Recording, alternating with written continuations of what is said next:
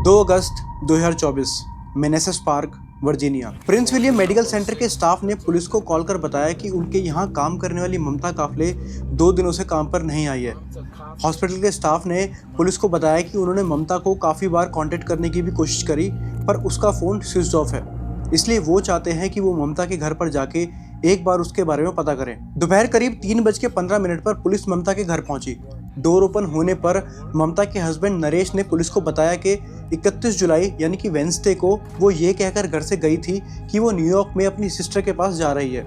Yeah, she like on Wednesday, she left and then she said she gonna go either New York or Texas and then she left she had the phone and then she destroyed that phone and then she left. Police ने cross question करते हुए ममता के जाने का reason पूछा तो नरेश ने बताया कि वो दोनों सेपरेट हो रहे हैं एंड उसने अपने घर भी बेचने के लिए डाल रखा है। Yeah, because we are about to separate and then the home inspection come here to I'm about to sell the home. ममता का ऐसे अचानक से गायब हो जाना और अपनी 11 महीने की बेटी नीमा को अकेला छोड़ जाना, ये सभी के लिए हजम कर पाना मुश्किल था। फ्रेंड्स के थ्रू जब ये खबर नेपाल में रह रहे ममता के घर वालों को पता चली तो उनके पैरों तले जमीन खिसक गई और घबराई हुई हालत में उन्होंने अपने दामाद को कॉल कर अपनी बेटी के बारे में पूछा तो नरेश ने बताया कि उसने भी ममता को काफी बार कॉल करने का ट्राई किया और अब तो उसे गए को 2-3 दिन हो गए हैं एंड उसे नहीं पता कि वो कहाँ गई है। मैले धेरै ट्राई गरेँ हजुरलाई फोन गर्न, फोन लागिरहेको छैन।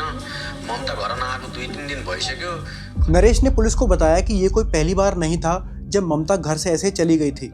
इससे पहले भी वो कई बार घर छोड़कर जा चुकी है और उसके लिए ये कोई सरप्राइजिंग बात नहीं है। It's not like first time she disappear and then come back. इसके साथ साथ नरेश ने पुलिस को ये भी बताया कि ममता को मेंटल इश्यूज भी हैं। And one another thing, she has some mental issue as well. She the nurse problem is there. Police ने नरेश को अपना नंबर देते हुए कहा कि अगर उसे ममता के बारे में कुछ भी पता चले तो वो उन्हें कांटेक्ट करके बताएं। Okay, if she does return home, just give us a call.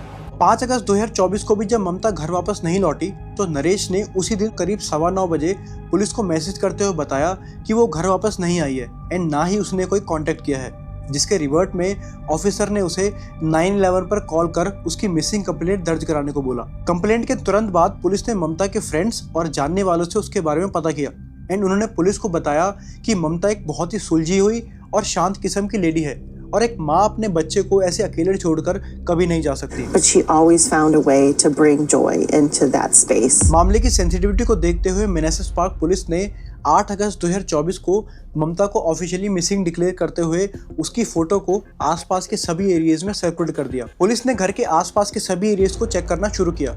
घर से लेकर हॉस्पिटल तक और पब्लिक प्लेसेस में ममता को अच्छी तरह ढूंढा गया। उसके घर के आसपास का ऐसा कोई ही कोना बाकी होगा जहां उसे ढूंढा ना गया हो। एंड वर्जीनिया जैसे स्टेट में एक वुमेन का ऐसे गायब हो जाना ये सभी के लिए बहुत ही ज़्यादा शॉकिंग था और जैसे जैसे इस केस में दिन बीत रहे थे वैसे वैसे पुलिस के ऊपर भी प्रेशर बढ़ रहा था। पुलिस ने अपनी इन्वेस्टिगेशन को फास्ट पेस करते हुए इस मामले की कड़ियों को फिर से जोड़ना शुरू किया।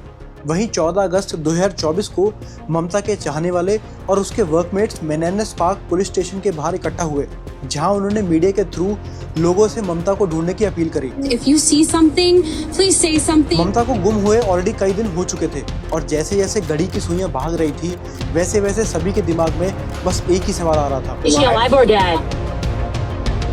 We don't know.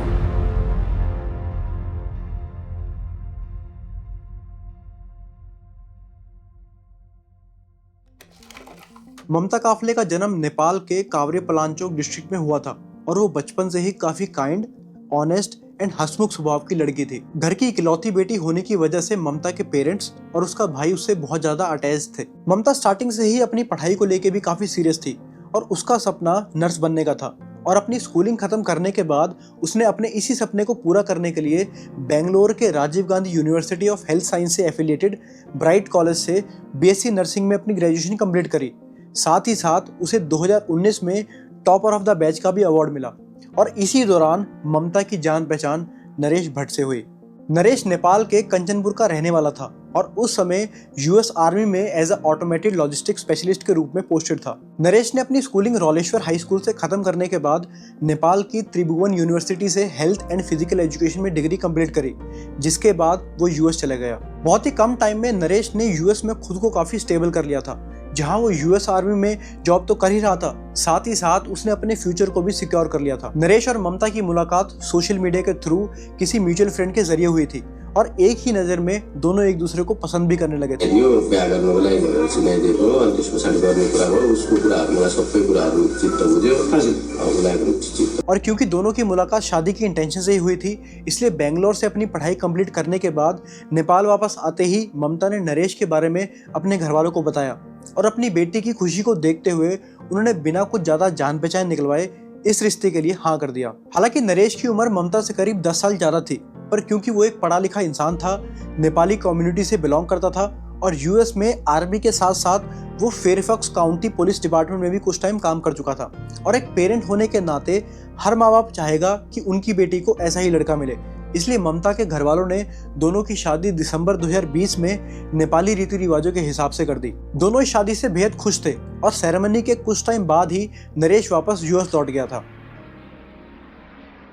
25 जुलाई 2021 को ममता ने भी अपनी फैमिली को गुड बाय कहते हुए अपने कदम नई जिंदगी की तरफ बढ़ाए और अपने देश नेपाल को अलविदा करते हुए वो नरेश के पास यूएस आ गई। नरेश के खुशमिजाज और केयरिंग नेचर की वजह से ममता बहुत ही कम टाइम में एक नए शहर में काफी स्टेबल हो गई। दोनों अक्सर एक दूसरे के साथ समय निकालकर घूमने भी जाया करते और देखते ही देखते दोनों के बीच का ये रिश्ता गहराता चला गया। घूमने के साथ साथ ममता ने अपने नर्स बनने के सपने को भी पूरी तवज्जो दी और यूएस पहुंचने के बाद उसने 2 साल अपनी नर्सिंग क्रेडेंशियल्स को अर्न किया एंड 2023 में ममता को रजिस्टर्ड नर्स का लाइसेंस भी मिल गया। लाइसेंस मिलने के बाद ममता ने 2023 में इनोवा फेयरफैक्स मेडिकल कैंपस में बतौर पेडियाट्रिक नर्स के रूप में ज्वाइन कर लिया। शुरुआत में दोनों एक शेयरिंग फ्लैट में रह रहे थे, लेकिन 2023 में दोनों की फुल टाइम जॉब होने के बाद उन्होंने मेनेसेस पार्क वर्जीनिया में अपना खुद का घर खरीद लिया था। ममता जो उस समय कुछ महीने की प्रेग्नेंट थी, उसने गृह प्रवेश करने के बाद 22 अगस्त 2023 को अपनी बेटी नीमा को जन्म दिया। ममता अक्सर नीमा के साथ वीडियोस बनाती और रेगुलरली अपने सोशल मीडिया पर पोस्ट किया करती थी। दोनों के पास वो सब कुछ था जो एक आम इंसान अपनी लाइफ में चाहता है, एक अच्छा पार्टनर, खुद का घर, अपनी औलाद और एक बेटर फ्यूचर।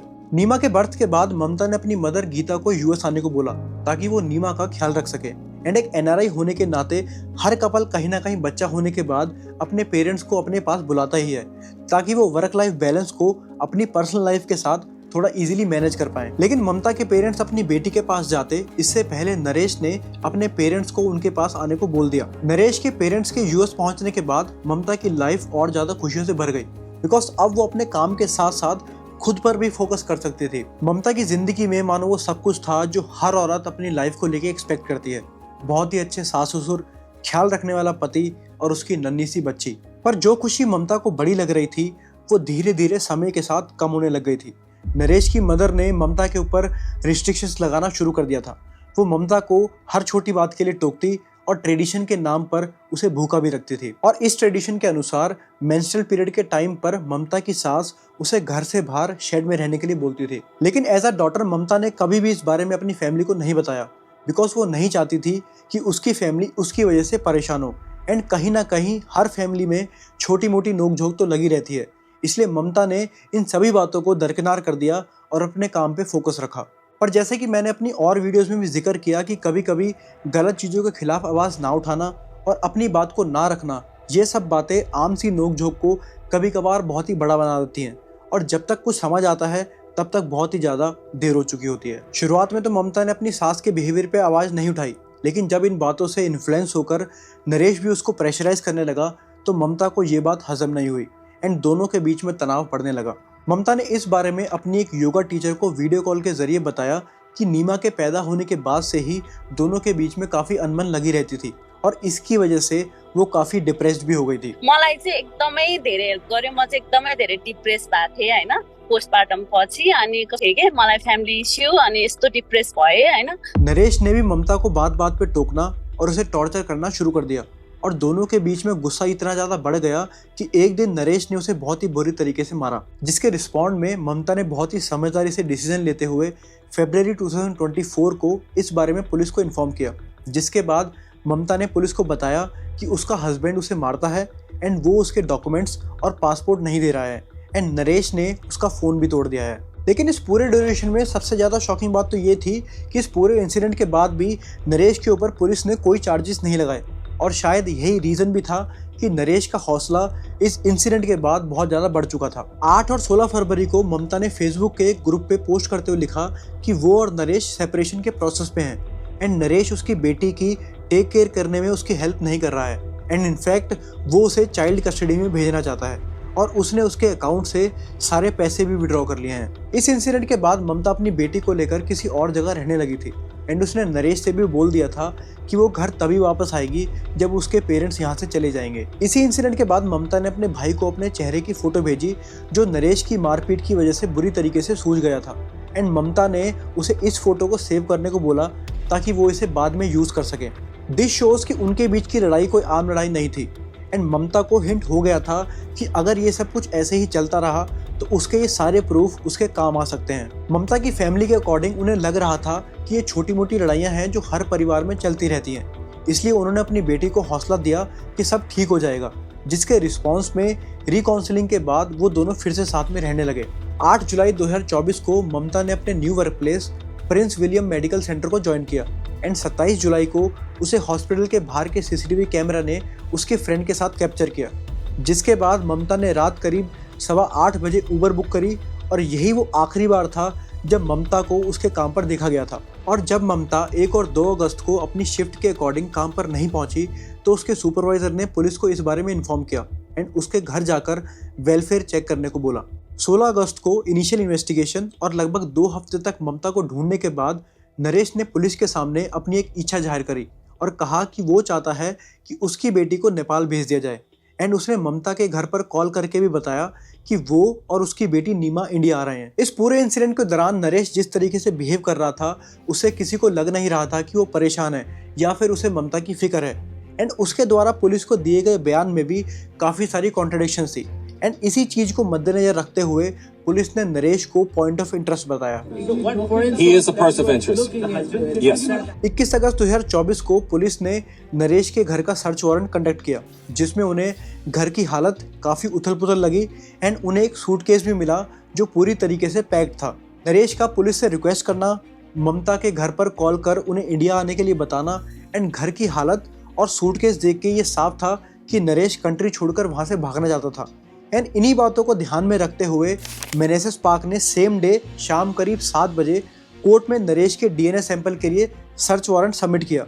पुलिस की एक टीम ने नरेश के घर को अच्छी तरीके से चेक किया एंड ब्लू स्टार टेक्नोलॉजी की मदद से उन्हें कुछ ऐसे सबूत मिले जिससे उन्हें ये कंफर्म हो गया था कि ममता के साथ घर के अंदर ही कुछ हुआ है। और इन्हीं एविडेंसेस को कोर्ट में सबमिट करते हुए पुलिस ने बताया कि उन्हें बेडरूम में खून के धब्बे और कुछ ऐसे सबूत मिले हैं जिससे ये साफ है कि बॉडी घर के अंदर ही थी, जिसको ड्रैग कर कर घर के बाहर ले जाया गया था। एंड इन्हीं सबूतों के बिहाफ पर पुलिस ने 22 अगस्त सुबह करीब 11 बजे नरेश को अरेस्ट कर लिया एंड उसकी बेटी नीमा को डिपार्टमेंट ऑफ सोशल सर्विस में भेज दिया। इस पूरे प्लान को नरेश ने बहुत ही शातिर तरीके से प्लान किया था एंड चूंकि वो खुद आर्मी में था तो उसे लगा कि शायद वो अपने सभी टैक्टिक्स को यूज करके पुलिस को चकमा भी दे देगा।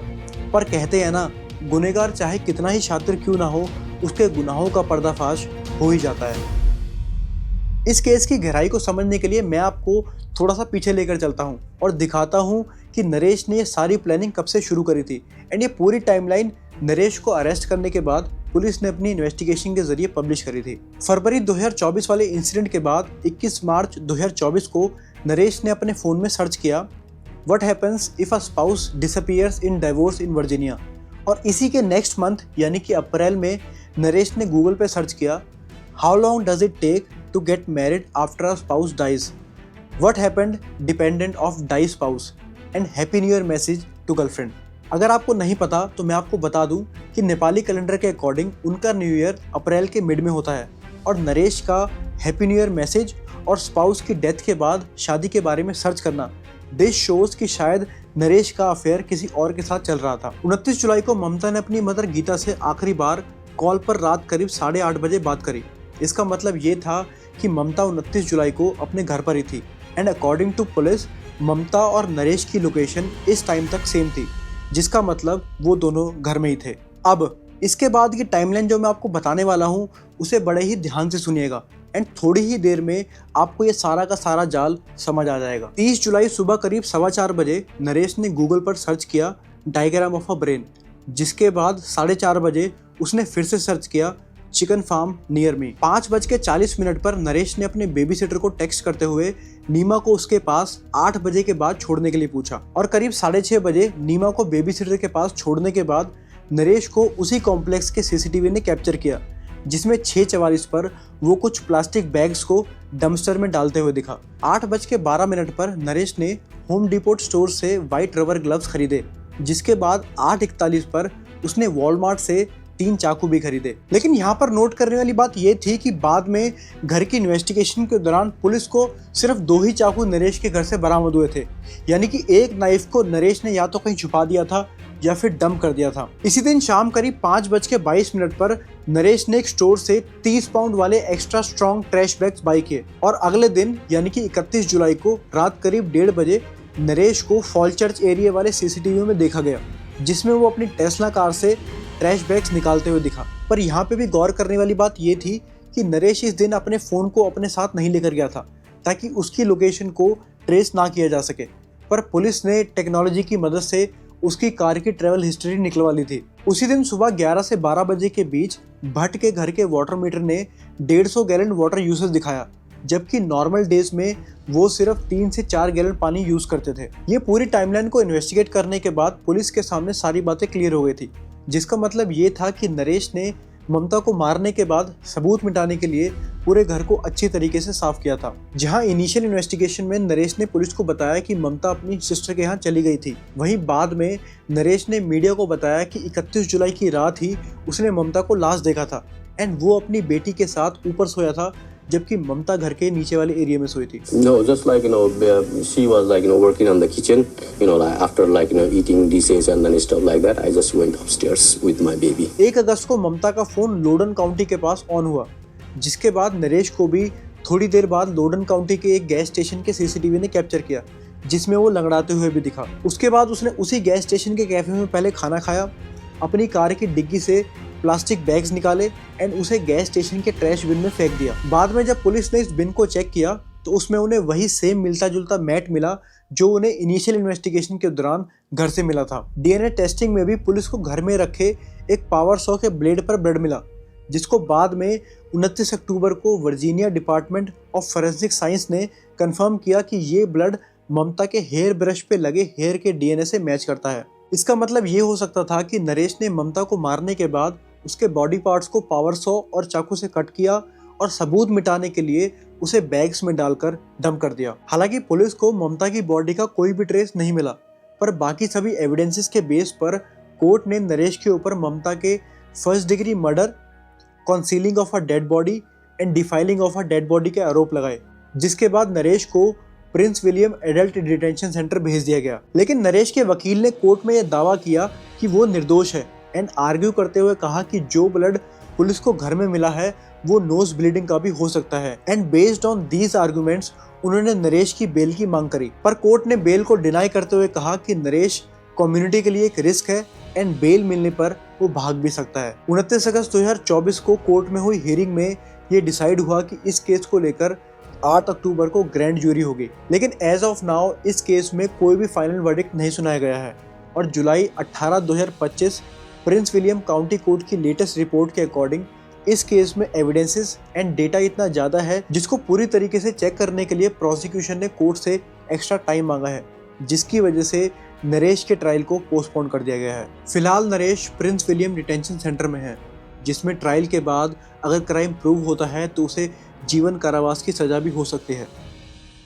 नरेश को क्या सज़ा मिलेगी ये तो वक्त ही बताएगा, पर यह केस हमें फिर से एक मैसेज छोड़ जाता है कि क्यों लोग अपने इन रिश्तों में छोटी मोटी नोक झोंक को लाइटली ले लेते हैं। नरेश ने ना सिर्फ ममता को मारा बल्कि उसे मेंटली टॉर्चर भी किया, लेकिन फिर क्यों ममता इस रिश्ते को ढूंढ रही थी और ऐसा क्यों होता है कि आंखों के सामने हजार वजह होने के बावजूद भी लोग इन्हीं रिश्तों में पिसते रहते हैं। ममता ने शुरुआत में ही नरेश के बिहेवियर के खिलाफ आवाज तो उठाई, पर इसी उम्मीद में वो वापस भी आ गई कि शायद एक दिन सब ठीक हो जाएगा, लेकिन असल में या तो वो लोग हर दिन मरते हैं या फिर कुछ ऐसी अनहोनी हो जाती है जिसके बाद पछताने के अलावा कुछ और नहीं बचता। जहां एक तरफ नरेश ने अपनी बेटी के सर से उसकी मां का साया छीन लिया, वहीं दूसरी तरफ उसने पति के इस पवित्र रिश्ते को भी शर्मसार कर दिया। इस केस के बाद ममता की फैमिली में से उसके भाई और मदर को इमरजेंसी वीजा देकर यूएस बुला लिया गया, जिसके बाद नीमा की कस्टडी उन्हें दे दी गई। पुलिस ने 20 से भी ज्यादा लोकेशंस पर ममता को हर तरीके से ढूंढने की भी कोशिश करी, पर उन्हें उसका कोई भी सुराग नहीं मिला। लेकिन केस के 1 साल बाद तक भी पूरा परिवार और उसके चाहने वाले अभी भी ममता के वापस आने की आस लगाए बैठे हैं। ममता इस वक्त कहाँ है, ये तो या सिर्फ नरेश जानता है या फिर भगवान। तो ये था आज का केस। अगर आपको ट्रू क्राइम डॉक्यूमेंट्रीज देखना पसंद है तो प्लीज़ इस वीडियो को लाइक करें एंड चैनल को सब्सक्राइब करके मुझे अपना सपोर्ट दिखाएं। धन्यवाद।